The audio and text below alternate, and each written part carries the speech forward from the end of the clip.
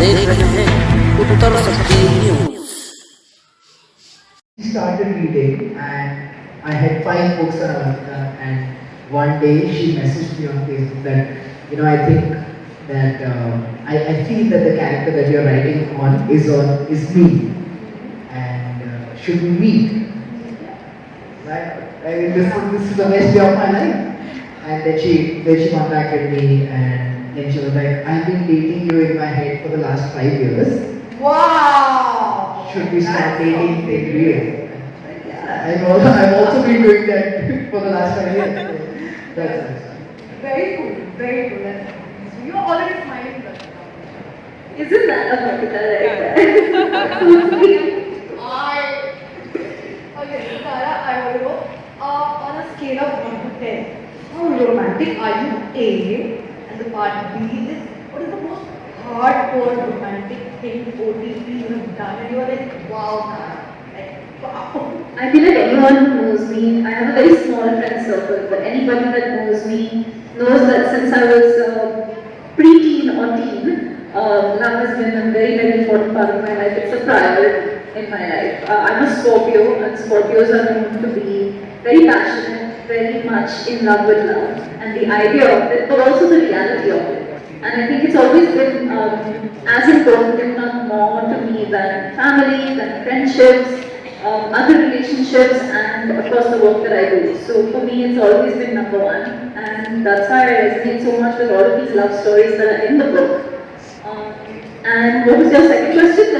What's the most, for OTT, love move special? Well, I don't know if it's a hardcore move or anything like that, but I think on a day-to-day basis, I think with the line of work that I'm a part of, it can really take up all of your time if you allow it to, and take up a lot of your soul and a lot of your energy. So it is very hard, not only in my line of work, but in I'm sure every line of work, to take out that time in this mundane world that we live in today. But I think just prioritizing it on an everyday basis, that hang on a second, it's not just the job that matters or the friendships that matter, but literally prioritizing love every day and driving hours and hours or taking a flight out and meeting a loved one for me is the most important thing. No matter whether your relationship is young or old, etc., you can still sit down and talk to that person and tell them everything that's going on about you. So there's this movie called Shiny Dance by Richard Gere and I don't know who that was, but they were like, we all need our stories to be witnessed. We are all, she's a heroine in real, but in our stories, we are heroes and we are heroines, and we want people to know our story, and we want someone to witness it. You just need to find one person in your life who's that audience. That I can tell you that this is what happened in my day, and they would say, okay, I'm interested in it, tell me. That's very important. Three things you said. So I think to just be self-aware, I think that's a really important thing for me personally. And the other thing would just be, I think I would need to be with someone who loves love as much as I do. Oh, But having been in a relationship for so long, I think it's the little moments, the little unexpected moments in the day that you experience with the partner, which are new for both of you. I think that's what it means to me. wow, that was absolutely fantastic. Very hard for it. One question I'm going to apni guys. Okay, what is your all-time favorite romantic track which has been with you? Playful romantic, has been with you for longest, and maybe you have a memory of track. Anyone, top.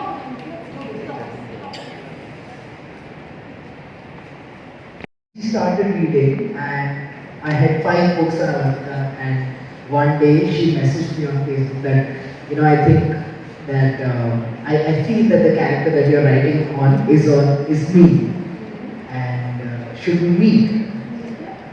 Right? This is the best day of my life. And then she contacted me, and then she was like, I've been dating you in my head for the last 5 years. Wow! Should we start That's dating so in real?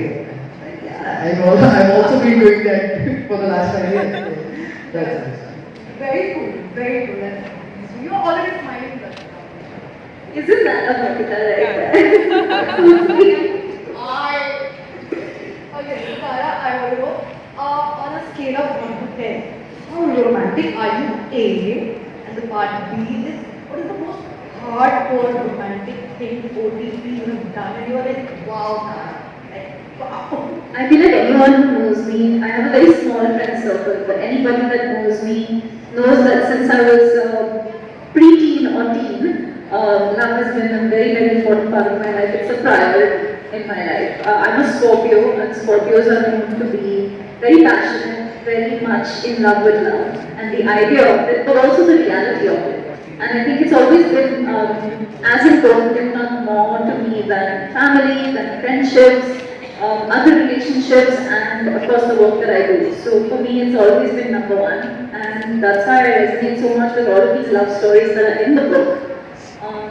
And what was your second question? The most, for OTT, love move, especially. Well, I don't know if it's a hardcore move or anything like that, but I think on a day-to-day basis, I think with the line of work that I'm a part of, it can really take up all of your time if you allow it to, and take up a lot of your soul and a lot of your energy. So it is very hard, not only in my line of work, but in, I'm sure every line of work, to take out that time in this mundane world that we live in today. But I think just prioritizing it on an everyday basis, that hang on a second, it's not just the job that matters or the friendships that matter, but literally prioritizing love every day and driving hours and hours or taking a flight out and meeting a loved one for me is the most important thing. And No matter whether your relationship is young or old, etc., you can still sit down and talk to that person and tell them everything that's going on about you. So there's this movie called Shaggy Dance by Richard Gere and I don't know who the actress was, but they were like, we all need our stories to be witnessed. You know, we are all, she's the heroine in real, but in our stories, we are heroes and we are heroines, and we want people to know our story, and we want someone to witness it. You just need to find one person in your life who's that audience. That I can tell you that this is what happened in my day, and they would say, okay, I'm interested in it, tell me. that's very Three things you said. So I think to just be self-aware, I think that's a really important thing for me personally. And the other thing would just be, I think I would need to be with someone who loves love as much as I do. Oh, yeah. But having been in a relationship for so long, I think it's the little moments, the little unexpected moments of the day that you experience with the partner, which are new for both of you. I think that's what it means to me. Wow, that was absolutely fantastic, very heartfelt. One question I'm going to appeal. Okay, what is your all-time favorite romantic track which has been with you? Playful romantic, has been with you for the longest, and maybe you have a memory. Yeah, track. Anyone, top.